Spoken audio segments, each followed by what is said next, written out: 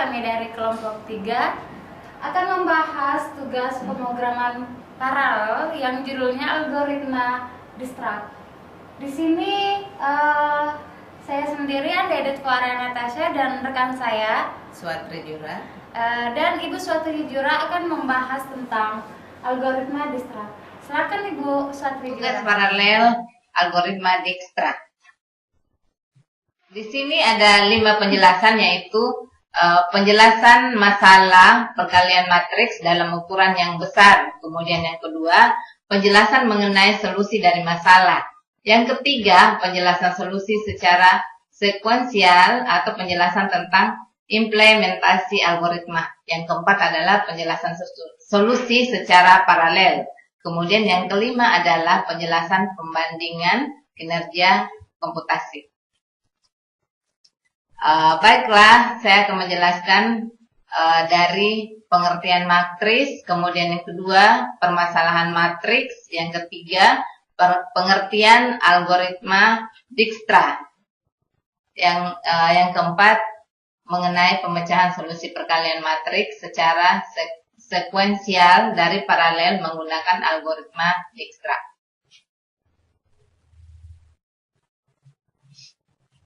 Matriks adalah himpunan bilangan yang tersusun menurut baris-baris dan kolom-kolom sehingga terbentuk persegi panjang dan ditempatkan di antara 2 kurung.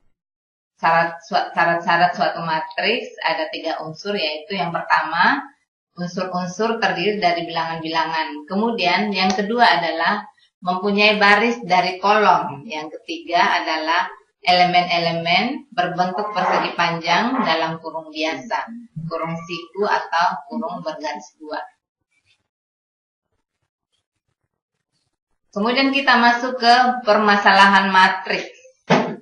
Dalam menggunakan matriks digunakan untuk memudahkan perhitungan dalam bentuk kolom dan baris. Ada beberapa bentuk pengoperasian dalam matriks, yaitu penjumlahan, pengurangan, dan perkalian.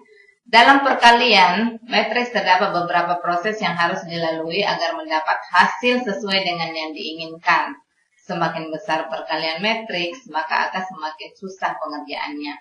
Salah satu algoritma yang dapat digunakan untuk memudahkan perkalian matriks adalah menggunakan algoritma Dijkstra.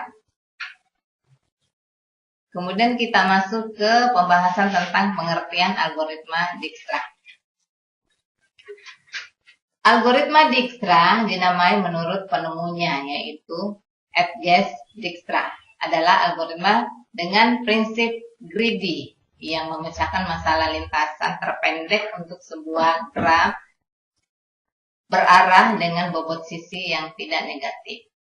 Kemudian algoritma Dijkstra adalah salah satu metode untuk memecahkan masalah pencarian rute terpendek.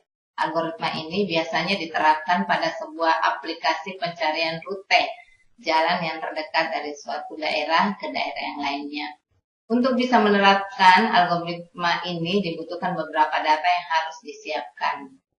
Nah, ada 3 data, yaitu 1, beberapa titik simpul atau daerah, kemudian titik simpul daerah yang bisa dijangkau secara langsung, dan juga jarak antara mereka.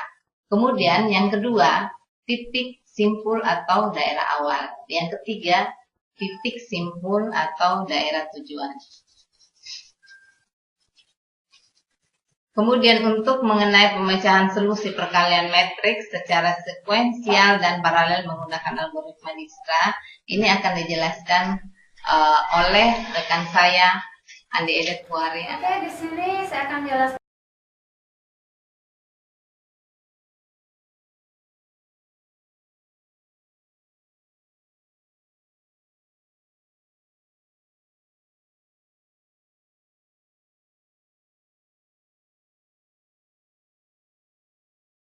Dalam sejumlah langkah.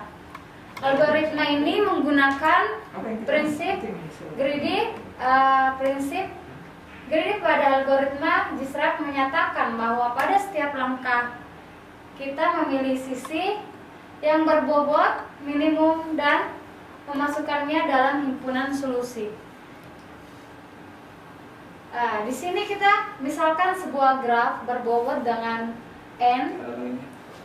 Buat simpul dinyatakan dengan matriks M atau MIJ, yang di dalam hal ini MIJ adalah bobot sisi. IJ pada graf tak berarah, MIJ sama dengan MJI. Kemudian MII ini adalah IJ, di sini tak terhingga jika tidak ada sisi dari simpul I ke simpul J. Selain matriks M, juga menggunakan tabel S atau di sini SI, yang dalam hal ini SI sama dengan 1 jika simpul I termasuk ke dalam lintasan terpendek. Di sini SI dia menyatakan 0 jika simpul I tidak termasuk ke dalam lintasan terpendek. Dan tabel D sama dengan DI, yang dalam hal ini DI adalah panjang lintasan dari simpul awal A ke simpul I.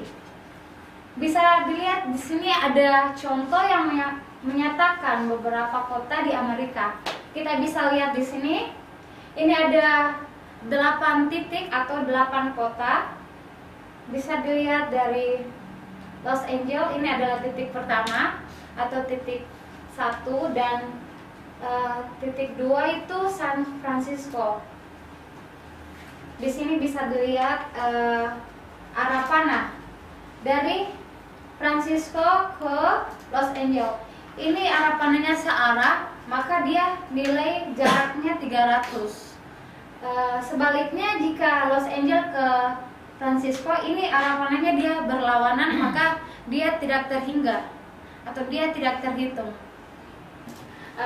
Oke, bisa dilihat di sini J sama dengan 1 dan I sama dengan 1, dia hasilnya 0. Bisa kembali ke tabelnya, Bu. Ya. Di sini 1 ke 1. Dia tidak searah atau dia tak terhingga, maka hasilnya 0. Tapi apabila I sama dengan 2 dan J sama dengan 2, itu ada nilai 300. Bisa dilihat ke tabel. Nah, ini bisa dilihat J1 sama dengan J1 dan I2. Ini mempunyai nilai karena dia searah, maka mendapatkan hasil atau nilai 300. Dan begitulah selanjutnya. Baik, next. Di sini kita bisa lihat contoh algoritma distractnya. S di sini menunjukkan kota. Kita melihat jarak terpendek ada 3 titik, 23, 1 dan 2. Ini yang dihijaukan adalah jarak terpendek yang ditempuh oleh kota S. Next. Kemudian kita bisa lihat lagi, ini ada garis hijau yang ditebalkan. Ini menandakan S atau kota dia menempuh jarak yang terpendek itu adalah 1. Next. Oke, penerapan algoritma distract pada jaringan komputer. Di sini, jaringan komputer dapat dimodelkan sebagai sebuah graf dengan setiap simpul menyatakan sebuah komputer atau rotor dan sisi di dalam graf menyatakan saluran komunikasi atau sering disebut link. Setiap sisi mempunyai label nilai yang disebut bobot. Bobot tersebut dapat menyatakan jarak geografis atau dalam kilometer, kecepatan transfer data, waktu pengiriman. Kemudian mencari lintasan terpendek dari router asal ke router tujuan dapat diartikan sebagai menentukan lintasan terpendek dari simpul asal ke simpul tujuan di dalam graf yang mempresentasikan jaringan komputer tersebut. Algoritma diskret adalah algoritma yang banyak digunakan untuk mencari lintasan terpendek. Kita lihat di sini ada router 1, router 2, router 3, router 4, router 5, dan router 6. Di sini kita bisa lihat penjelasan tentang algoritma discrete langsung ke komputer. Jadi bisa dilihat jarak tempuh router 1 ke router 2 di sini 1040 km 10 kbps. Bisa dilihat sendiri, oke? Dan beginilah seterusnya kita mencari jarak terpendek untuk pengiriman data. Makasih. Jelaskan program tentang algoritma discrete. Baik, di sini kita akan input. Kita mencoba 5 inputan, di save, kemudian kita lihat hasilnya.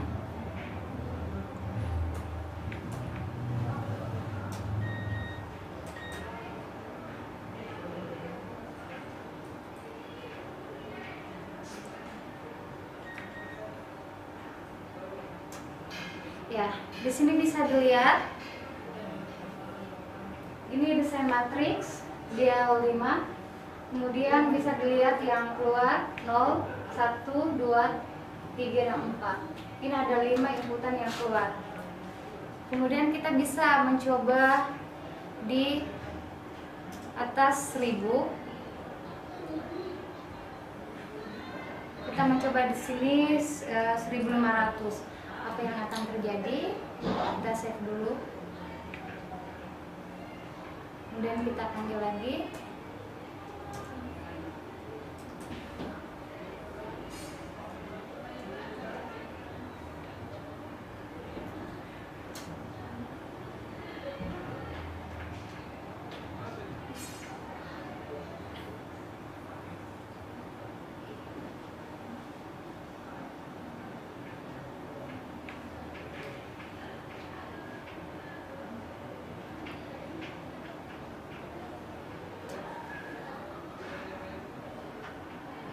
Nah, di sini dia menginput sebanyak 1500. Kita bisa lihat hasilnya. Baik, bisa dilihat di sini yang mana CPU yang sedang bekerja. Ini yang orange, dia CPU 1. Di sini kita lihat rata-ratanya dari CPU yang hijau, dia garis datar, enggak ada perubahan. Kemudian kita mencoba lagi masukkan 1000 inputan. Kita save. Kita lihat hasil grafik. Kita combine dulu.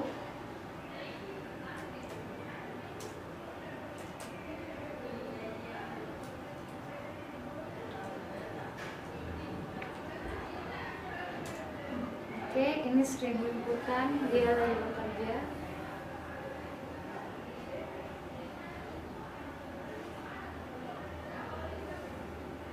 Nah, di sini bisa terlihat jelas CPU 1, 2, 3, dan 4. Kita lihat yang paling bekerjanya itu paling di atas adalah CPU 1. Kita bisa lihat garisnya. Dan CPU 2. Di sini CPU 4 dia tidak bekerja. Dia hanya sedikit. Oke, mungkin sekian penjelasan dari saya tentang algoritma discrete. Kurang dan lebihnya mohon dimaafkan.